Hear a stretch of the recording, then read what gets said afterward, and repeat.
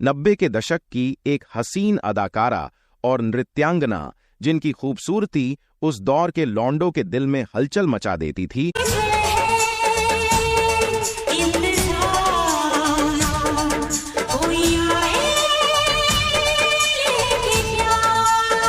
Sexy और bold अदाओं को देखकर लोग कहा करते थे,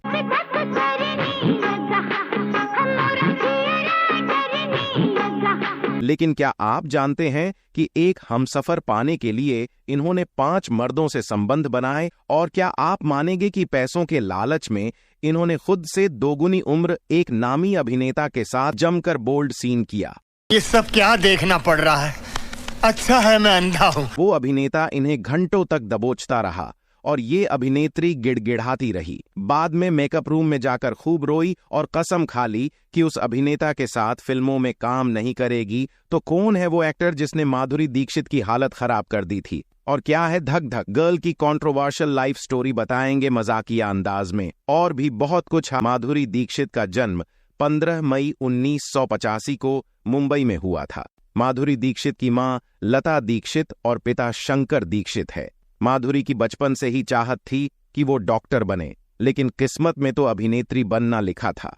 खैर, माधुरी दीक्षित की शुरुआती पढ़ाई डिवाइन चाइल्ड हाई स्कूल से हुई। आगे की पढ़ाई इन्होंने मुंबई यूनिवर्सिटी से की। बहुत ही कम लोगों को पता होगा कि हिंदी सिनेमा में आने से पहले माधुरी दूरदर्शन के एक टीवी सीरियल पेइंग गेस्ट में काम किया करती थीं। राजश्री बैनर तले बने इस धारावाहिक के जरिए ही माधुरी दीक्षित ने अपने एक्टिंग करियर का आगाज किया था।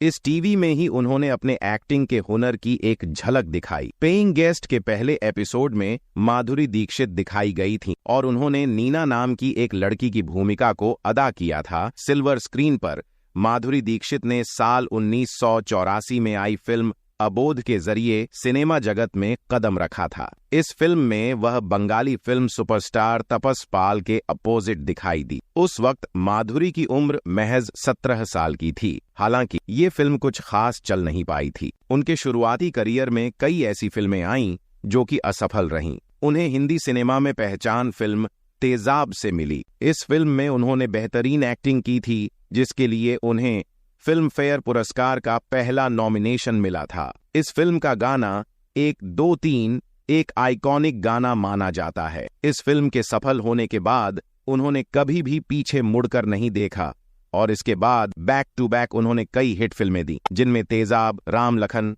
त्रिदेव, किशन कन्हैया, दिल, थानेदार, साजन, बेटा, खलनायक, हम आपके हैं कौन, राजा, दिल तो पागल है, देवदास, टोटल धमाल जैसी हिट फिल्में शामिल हैं।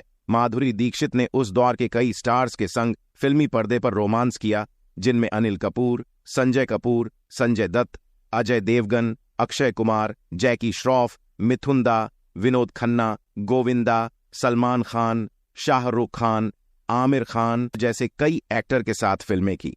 हालांकि इनकी जोड़ी सबसे ज्यादा अनिल कपूर के साथ पसंद की गई।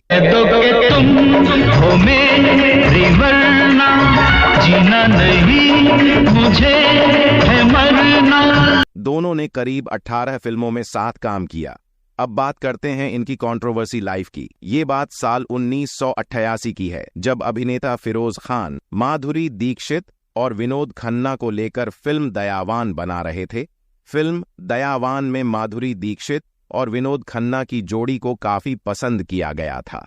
इस फिल्म में उनके बीच कई रोमांटिक सीन फिल्माए गए थे, लेकिन उनका किसिंग सीन सबसे ज्यादा चर्चा में रहा था। दरअसल फिल्म को बनाने से पहले फिरोज खान ने माधुरी दीक्षित को समझा दिया था कि तुम्हें विनोद खन्ना के साथ एक इंटीमेट सीन करना पड़ेगा और इस सीन के बदले तुम्हें 1 करोड़ रुपए मिलेंगे।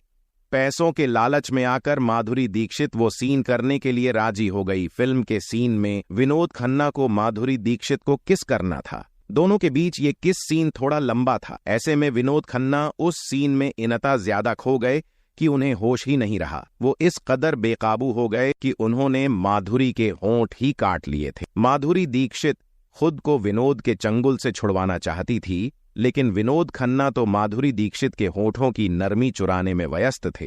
रहा नहीं जाता, तड़प ही ऐसी है ना। फिरोज खान के बार बार मना करने पर भी विनोद खन्ना माधुरी दीक्षित को छोड़ने को तैयार नहीं थे। किसी तरह फिल्म के क्रू मेंबर्स आगे आए और विनोद खन्ना को माधुरी दीक्षित से छुड़वाया। कहते हैं, तुम चाहे तो मेरी जान मांग लो, लेकिन मुझे तेरी जान नहीं, तेरा जिस्म चाहिए। कि इसके बाद माधुरी दीक्षित मेकअप रूम में जाकर खूब रोई और कसम खा ली कि वे विनोद खन्ना के साथ काम नहीं करेंगी। इसके बाद जब वे इस सीन को फिल्म से हटाने की मांग लेकर अभिनेता फिरोज खान के पास पहुंची तो अभिनेता फिरोज खान ने ये कहकर पूरे मामले से पल्ला झाड़ लिया कि तुम्हें 1 करोड़ रुपए ऐसे ही नहीं दिए थे। शर्त के मुताबिक उस किसिंग सीन को करने के बदले माधुरी को 1 करोड़ रुपए मिले थे। जब ये फिल्म रिलीज हुई तो कोहराम मच गया। खासकर फिल्म के इस इंटीमेट सीन ने टहलका मचा दिया था।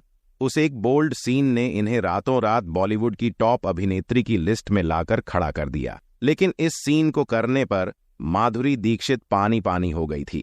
अब बात करते हैं इनके अफेयर्स और लव लाइफ की। धक धक गर्ल माधुरी का दिल सबसे पहले संजय दत्त के लिए धड़कने लगा। संजय दत्त और माधुरी दीक्षित 90 के दशक की हिट जोड़ी थी। दोनों ने इसमें काम करने के दौरान कब दोनों के नैना एक दूसरे से लड़ गए, किसी को कानों कान खबर तक नहीं हुई। माधुरी दीक्षित उस समय सिंगल थी और अपने लिए एक हमसफर की तलाश कर रही थी। तभी फिल्मों के सेट पर उनकी संजय दत्त से अच्छी दोस्ती हो गई। लेकिन ये दोस्ती कब आगे जाकर प्यार में ट्रांसलेट हो गई, किसी को पता भी नहीं चला। माधुरी संजय दत्त की पर्सनालिटी पर मर मिटी और पहले से शादीशुदा संजय दत्त भी माधुरी की खूबसूरती के आगे खुद को रोक नहीं पाए और करीब आ गए। बॉलीवुड गलियारों में दोनों की प्रेम कहानी के किस्से गूंजते थे। दोनों ने कई दिनों तक एक दूसरे को डेट किया। माधुरी दीक्षित इस प्यार को शादी में कन्वर्ट करना चाहती थी। इस बीच मुंबई बम ब्लास्ट मामले में संजय दत्त का नाम सामने आया। संजय दत्त को बम ब्लास्ट करने के आरोप में गिरफ्तार कर लिया गया। दूसरी ओर माधुरी, जो संजय दत्त से बेइंतहा मोहब्बत करती थी, उनके सारे सपने चकनाचूर हो गए और इस तरह संजू बाबा और माधुरी की बात बनते बनते रह गई और दोनों का प्यार ताश के पत्तों की तरह बिखर गया। संजय दत्त से ब्रेकअप के दर्द से जूझ रही माधुरी दीक्षित को अनिल कपूर के रूप में नया प्रेमी मिला। दोनों ने साथ में तेजाब, राम लखन, पुकार, बेटा जैसी करीब 18 फिल्मों में काम किया। गुमनामी में जी रही माधुरी को पहली बार फेम अनिल कपूर के साथ वाली फिल्म तेजाब के गाने 1, 2, 3 से ही मिली थी। इन फिल्मों में काम करने के दौरान दोनों एक दूसरे के करीब आ गए थे। तन्हाई से जूझ रही माधुरी को अनिल कपूर की बाहों में वो सुकून मिला जिसकी उन्हें तलाश थी। शादीशुदा अनिल कपूर भी माधुरी दीक्षित की हॉट और सेक्सी अदाओं पर मर मिटे। कहते कि दोनों के बीच कई दिनों तक सेटिंग चलती रही, लेकिन दोनों की सेटिंग किसी अंजाम तक पहुंच पाती इससे पहले दोनों की प्रेम कहानी की भनक अनिल की पत्नी सुनीता कपूर को लगी। अनिल की पत्नी सुनीता नहीं चाहती थी कि उनके पति उन्हें छोड़कर दूसरी लोंडियां के लपेटे में रहे। बताते कि अनिल कपूर की पत्नी सुनीता कपूर ने उन्हें समझाया कि तुम यदि माधुरी के लपेटे में रहोगे तो मैं अपने मायके चली जाऊंगी। ऐसे में अनिल कपूर भी समझ गए कि पराया माल कभी अपना नहीं होता। कहने का मतलब है कि अनिल कपूर समझ चुके थे कि वे माधुरी दीक्षित के लपेटे में रहेंगे तो उनकी गृहस्थी उजड़ जाएगी।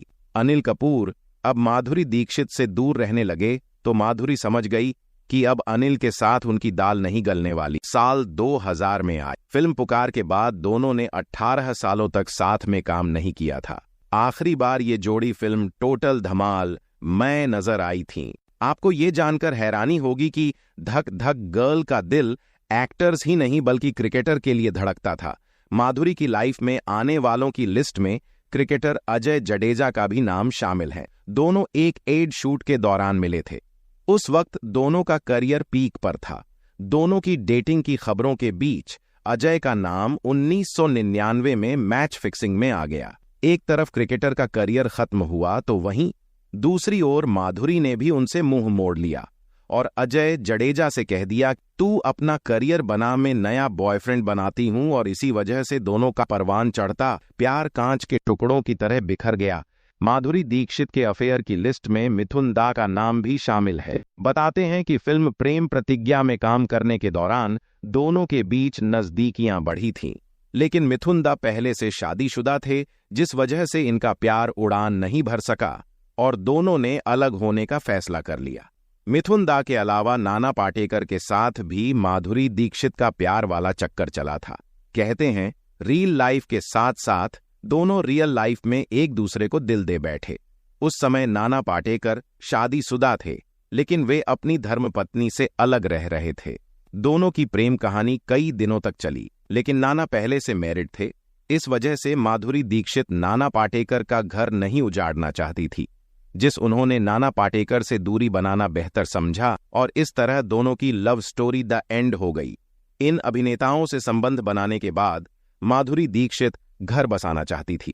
इसी दौरान साल 1999 में ही माधुरी अपने भाई से मिलने अमेरिका गई, जहां उनकी मुलाकात भाई के दोस्त डॉ श्रीराम नेने से हुई। महज 3 महीने डेटिंग के बाद ही माधुरी और डॉ नेने ने शादी का फैसला किया। अचानक से शादी कर माधुरी ने हर किसी को चौंका दिया।